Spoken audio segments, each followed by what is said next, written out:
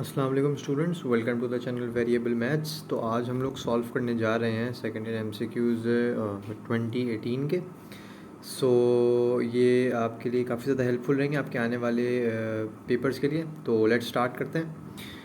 सबसे पहला एमसीक्यूज़ हमारे पास लिमिट से आ रहा है। Limit x approaches to zero e to the power of x minus of 1 upon x.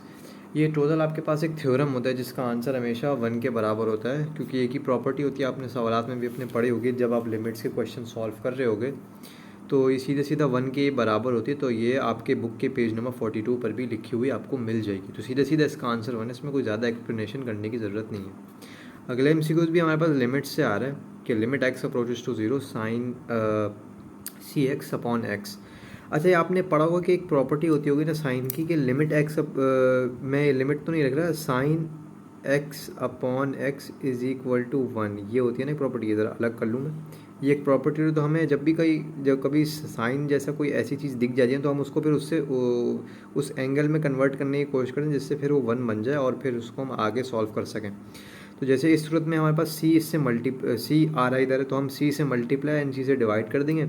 तो सी इधर तो एज इट इज़ लिखा हुआ था, इधर सी से मल्टीप्लाई कर दिए, ये डिवाइड करवा दिया और ये मल्टीप्लाई कर दिया, तो ये होल चीज़ 1 के बराबर हो गई। और 1 multiply by this c is आपका आंसर सी। ठीक है, तो ये आपका आंसर हो गया। अगले एमसीक्यूज हमारे पास है द लीस्ट अपर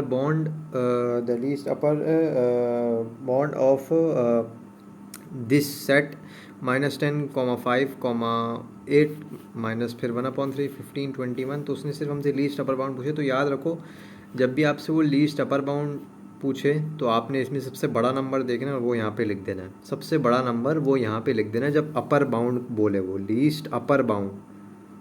ठीक है, अपर से ज़रा याद रखना, अपर बाउंड मतलब बड़ा नंबर। और अगर लीस्ट लोअर बाउंड बोले वो, क्योंकि ये भी आपकी किताब में एक चीज़ दी हुई है, तो उसमें से सबसे आपको छोटा नंबर सेलेक्ट करना है, सबसे छोटा नंबर। ठीक है, जो कि ये होगा, लेकिन फ़िलहाल इस केस में इधर 21 है। ठीक है, तो ये आपका आंसर है। ठीक है, inclination of x axis. Inclination का मतलब वैसे एंगल होता है, तो एक्स एक्सिस पे ज़ाहिर स्लोप जब जीरो रहे तो उसका एंगल भी जीरो होगा, तो आपके पास जीरो इसका ऑप्शन है। वाई एक्सिस का वैसे 90 डिग्री होता है, तो ये आपको बता दिया मैंने। तो नेक्स्ट एमसीक्यू है coordinates of centroid whose vertices are 2,8 8,2 and 9,9। तो सीधे सीधे आप सेंट्रॉइड का फॉर्मूला लगाओ, x1 + x2 + x3 upon 3, y1 + y2 upon 3। ठीक है ना, ये एज इट इज़। आप इधर वैल्यूज पुट करो, 2 + 8 + 9 अपॉन 3, 8 + 2 + 9 अपॉन 3, आपके पास 19/3 और 19/3 आपके पास आंसर आ जाओ। ये इस क्वेश्चन का आंसर है। ठीक है, अगला एमसीक्यूज क्या कह रहा है, distance of point 3,2 from x axis is what. ये सवाल तो पिछले तकरीबन बहुत से सालों से आ रहा है। तो ये जब भी वो कोई आपको पॉइंट दे के किसी एक्सिस से फासला पूछे तो आप सबसे पहले देखो कि वो कौन सा एक्सिस है। इन दिस केस यहाँ पे एक्स एक्सिस है, तो आप सबसे पहले इधर पॉइंट्स पे एक्स और वाई लिखो, क्योंकि ये अमूमन कोऑर्डिनेट्स होते हैं ना, पता होगा।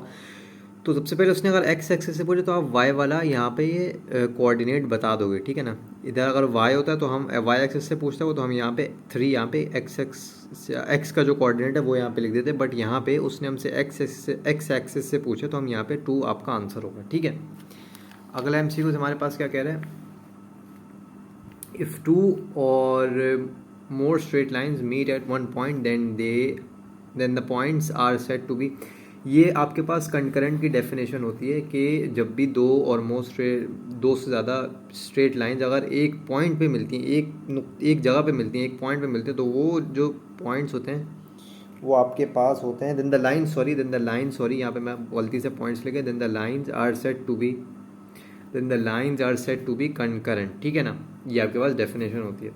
अच्छा, अगला एमसीक्यूज हमारे पास है sum of slopes of pair of lines ax² + 2hxy + by² is equal to 0। ये आपकी वो इक्वेशन है, पेयर ऑफ लाइंस आपने चैप्टर 3 में पढ़ी होगी, पासिंग फ्रॉम द ओरिजिन। तो इनका सम ऑफ स्लोप्स आपके बुक के पेज नंबर 139 पे लिखा हुआ भी है।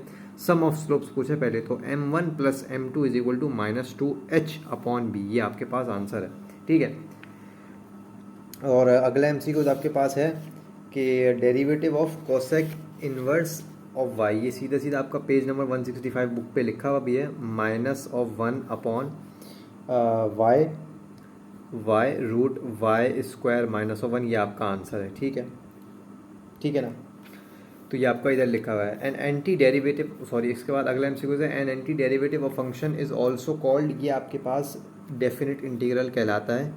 ये आपको बुक में लिखा हुआ मिल भी जाएगा, आपकी 6.1 एक्सरसाइज से पहले आपको ये लिखा हुआ मिल जाएगा, ठीक है। ये इसका आंसर है, ठीक है। अगला एमसीक्यू से हमारे पास क्या कह रहा है, e to the power of sine x और बराबर में लिखा हुआ है कॉस एक्स।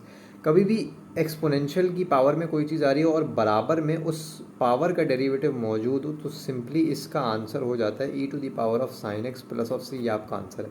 कभी भी कोई फंक्शन आ रहा हो ई की पावर में और उस पावर का डेरिवेटिव इधर मौजूद हो, साइन का डेरिवेटिव कॉस होता है, मौजूद था इधर, तो तभी आपके पास ये पूरी जो है e to the power of sine x हमने एज इट इज लिख दिया, प्लस सी तो इंटीग्रेशन का कांस्टेंट होता है, तो यही आपका आंसर है, ठीक है। एक्सपोनेंशियल के नॉर्मली एमसीक्यूज इतने ही ईजी होते हैं।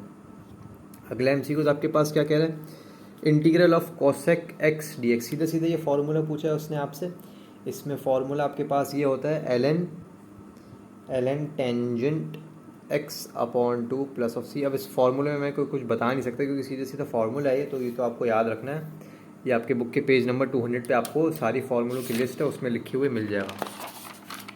अगला एमसीक्यूज हमसे क्या कह रहा है कि integration of 2x upon 1 plus x square, इसका आंसर क्या होगा। अगर आप गौर से देखो कि 1 का डेरिवेटिव तो 0 होता है और एक्स स्क्वायर का डेरिवेटिव होता है 2x, ठीक है ना। ऊपर मौजूद है 2x, तो हम नीचे लिखेंगे ln 1 plus x square plus of c, यही आपका आंसर है। को इंटीग्रेशन जब भी ऊपर फंक्शन का डेरिवेटिव और नीचे वो ओरिजिनल फंक्शन जिसका ऊपर डेरिवेटिव मौजूद है, अगर मौजूद है तो वो ln के साथ ये वाला नीचे वाला फंक्शन लिखा जाएगा प्लस ऑफ सी।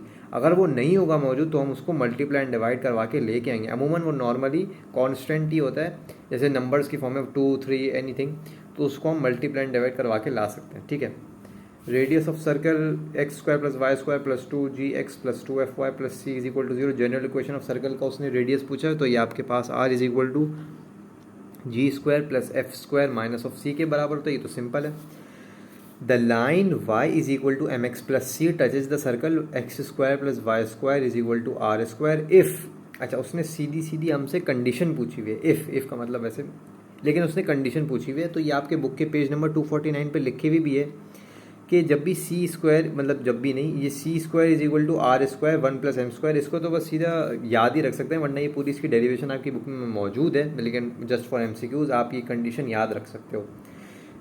ये तो आपका वाई स्लोप इंटरसेप्ट फॉर्म है ना, y is equal to m x plus c, ठीक है ना। तो आपके पास ये कंडीशन होती है c is equal to r square 1 plus m square. अच्छा, एक एमसीक्यू इसके ऑप्शंस में एक ऐसा भी दिया हुआ था C is equal to M square 1 plus R square, तो ये वाला नहीं है, ये वाला जो इधर लिखा हुआ है ये करेक्ट ऑप्शन है, तो इस पर ज़रा ध्यान रखना, ठीक है भाई। ये आपका करेक्ट ऑप्शन आंसर है, ठीक है। The equation a x square plus v b y square plus 2gx plus 2fy plus c is equal to 0 will represent a parabola if. अगर ये इक्वेशन जो है पैराबोला को कब रिप्रेजेंट करेगी, तो याद रखो कि जब इनमें से कोई एक भी चीज़ ज़ीरो हो जाए तो वो पैराबोला को रिप्रेजेंट करेगा।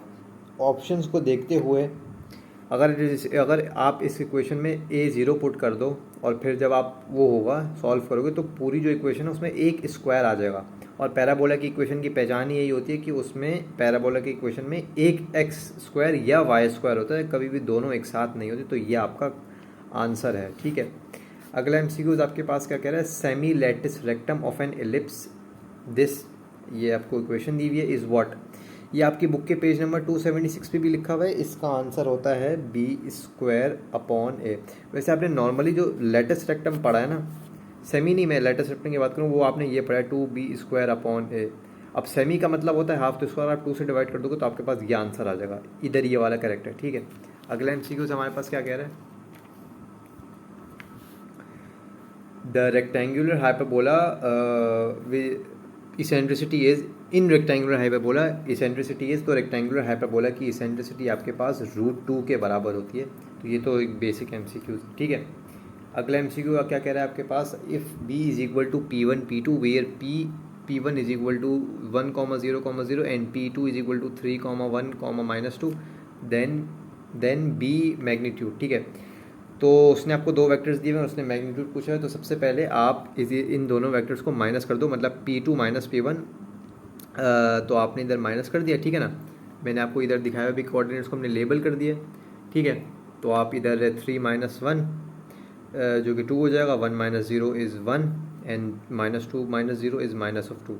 फिर मैग्नीट्यूड का मतलब हम सबको रूट में ले लेते हैं, तो रूट में आपका 2 square plus 1 square plus of minus of 2 का स्क्वायर, तो ये आपका आंसर 3 आ जाएगा इधर, ठीक है। तो 3 आपका फाइनली आंसर हुआ।